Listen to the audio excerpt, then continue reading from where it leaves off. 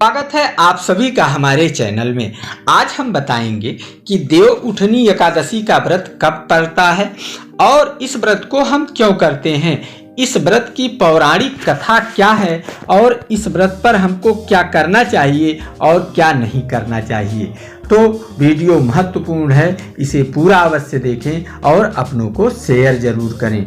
देव उठनी एकादशी को उठानी एकादशी और हरि प्रबोधनी एकादशी भी कहते हैं। पौराणिक मान्यता के अनुसार आषाढ़ महीने के शुक्ल पक्ष एकादशी को भगवान विष्णु क्षीर सागर में शयन करने चले जाते हैं और कार्तिक महीने के शुक्ल पक्ष के एकादशी को वह उठते हैं। तब तक इस पृथ्वी लोक का जिम्मा भगवान भोलेनाथ के पास रहता है। आप देखेंगे कि इस दौरान शादी विवाह जैसे मांगलिक कार्य भी नहीं होते, क्योंकि इस सृष्टि के संचालक तो शयन मुद्रा में हैं। अब चूंकि भगवान विष्णु इस एकादशी को उठते हैं, इसीलिए इसका एक नाम उठानी एकादशी है। इसकी पौराणिक कथा इस प्रकार है। सतयुग में एक राजा थे। उनके राज्य में प्रजा बहुत सुखी थी। वह प्रजा के हर सुख दुख का स्वयं ख्याल करते थे और प्रायः वह वेश बदलकर अपने राज्य में घूमा करते थे और लोगों के दुख सुख के बारे में जानने का प्रयास किया करते थे। केवल कर्मचारियों के रिपोर्ट से वह संतुष्ट नहीं होते थे। इस प्रकार उनका राज्य सुचारू रूप से चल रहा था। उनके राज्य में एक नियम भी था कि देव उठानी एकादशी को कोई भी व्यक्ति अन्न नहीं ग्रहण करेगा, मांस नहीं खाएगा, तामसी भोजन नहीं करेगा और व्रत रखना एकदम कंपलसरी था।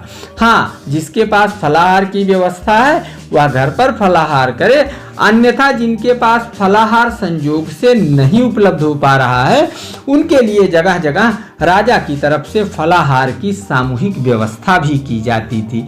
इस प्रकार उनका राज्य सुचारू रूप से चल रहा था। एक बार भगवान विष्णु ने सोचा कि यह राजा हमारा बड़ा भक्त है और एकादशी का व्रत रखता है, चलिए इसकी परीक्षा ली जाए। तब भगवान विष्णु ने एक सुंदर स्त्री का रूप बनाकर एक रास्ते में जाकर बैठ गए, जिस रास्ते पर राजा उधर से आ रहे थे। राजा जैसे ही नजदीक आए, उस स्त्री ने जोर जोर से रोना आरंभ कर दिया। तब राजा आश्चर्यचकित हो गए कि भाई हमारे राज्य में सभी सुखी हैं, यह महिला क्यों रो रही है। और उन्होंने चूंकि उस महिला को पहले कभी देखा भी नहीं था तो जिज्ञासा हुई, उसके पास गए। उन्होंने पूछा, हे देवी, आप कौन हैं, कहाँ से आई हैं और क्यों रो रही हैं।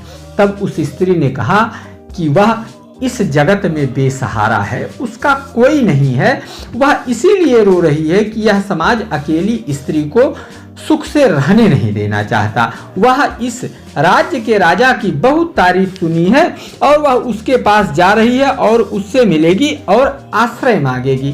तब राजा ने कहा कि वह ही यहाँ का राजा है और अपने शरण में आए हुए हर व्यक्ति को वह शरण देगा, तुम मेरे साथ चलो। तब स्त्री कहती है कि आप मुझे किस रिश्ते से ले जा रहे हो, या समाज पूछेगा तो आप क्या बताओगे। तब राजा ने कहा कि वह उसके राजमहल चले, वह उसे अपने पत्नी का दर्जा देगा। तब उस स्त्री ने कहा कि भाई आप हमको पत्नी बना लोगे, लेकिन हमारी एक शर्त है, हमको आप एक दिन के लिए राज्य की बागडोर दे दो। राजा ने कहा ठीक है, ऐसा ही होगा, पत्नी की बात लोग रोज मानते हैं, हमको तो एक ही बात माननी है। इस प्रकार उनकी शादी हो गई। संयोग से अगले दिन हरि प्रबोधनी एकादशी थी। सुबह ही रानी ने कहा कि भाई आज राज्य हम संभालेंगे, आप शांत हो जाओ, आप बैठ जाओ। राजा ने कहा ठीक है और मंत्री वगैरह को बुलाकर कहा कि भाई आज रानी की बात मानना है। रानी ने मुनादी करवा दी कि आज कोई भी व्रत ना रखे, आज बाजार में मांस और अनाज बिकेगा और अपने घर भी उसने मांस मंगाया, कहा यही बनाएंगे और परोस कर सबको खिलाएंगे। इस प्रकार जब उसने मांस बना के राजा के सामने रखा तो राजा ने खाने से इनकार कर दिया। उसने कहा कि भाई आज एकादशी का व्रत है, आज तो लोग अनाज नहीं खाते और तुम मांस खिला रही हो। तब रानी ने कहा कि उसे आज उसकी बात माननी ही पड़ेगी, क्योंकि उसने वचन दिया है। तब राजा ने कहा कोई अन्य चीज मांग लो, लेकिन ये हमारा धर्म भ्रष्ट ना करो, हम काफी समय से हरि प्रबोधनी एकादशी का व्रत रखते आ रहे हैं, आज मांस न खिलाओ। तब रानी ने कहा कि एक शर्त पर वह मान सकती है, यदि वह अपने बड़े बेटे की बलि दे दे। तब राजा ने कहा कि भाई थोड़ा सा समय दो। बहुत दुखी मन से वह रानी के पास गया, जिस रानी का वह पुत्र था, उनका बड़ा बेटा।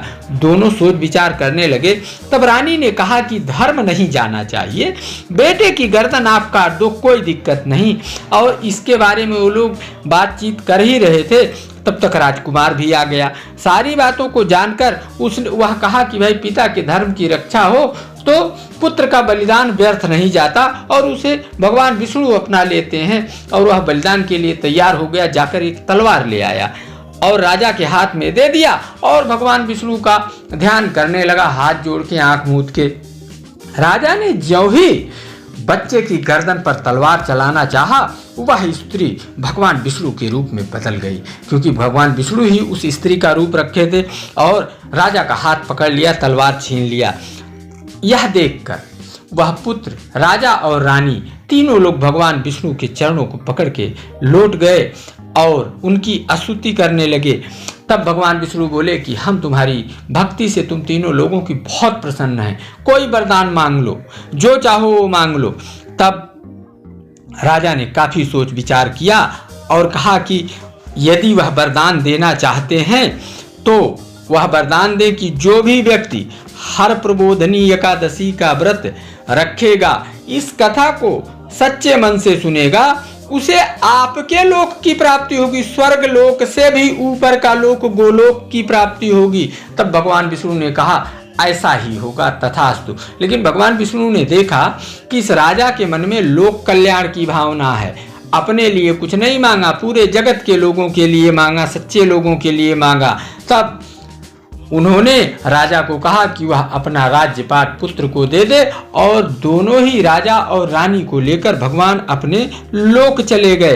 तो इस प्रकार इस व्रत को हम सभी लोगों को रखना चाहिए, और इस व्रत के दौरान अन्न और तामसी भोजन नहीं करना चाहिए, मन में तामसी विचार नहीं करना चाहिए। हरि प्रबोधनी एकादशी के दिन आप जो भी करेंगे भगवान उसको 10 गुना करके आपको देंगे।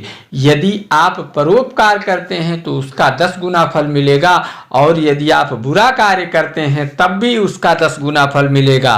उम्मीद है वीडियो पसंद आया होगा।